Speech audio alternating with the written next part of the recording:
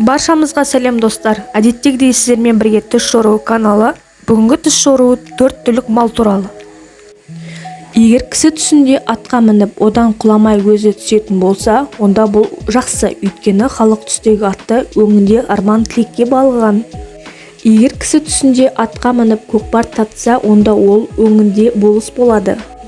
Егер кісі түсінде жабайы жылқыға мінсе, онда оның өңіндегі мал мүлкіне зиян келеді. Егер кісі түсінде қой көретін болса, онда ол өңінде басшы қызметке тұрады. Егер кісі түсінде түйеге мініп жүрсе, онда ол жақсы, өйткені түйе ұлық жануар. Егер кісі түсінде қара торғайды көрсе, өңінде ол қуанышқа бөленеді. Егер кісі түсінде шымшықты көрсе, онда өңінде оның ісі оңалады. Егер кісі түсінде тауық көрсе, онда өңінде мұқтаждықтан құтылады. Егер кісі түсінде құмай құсты көрсе, онда өңінде тұрмыстық барлық мұң-мұқтажынан айырылады. Егер кісі түсінде қырғауылды көрсе, онда оның барлық ісі ойдағыдай орындалады.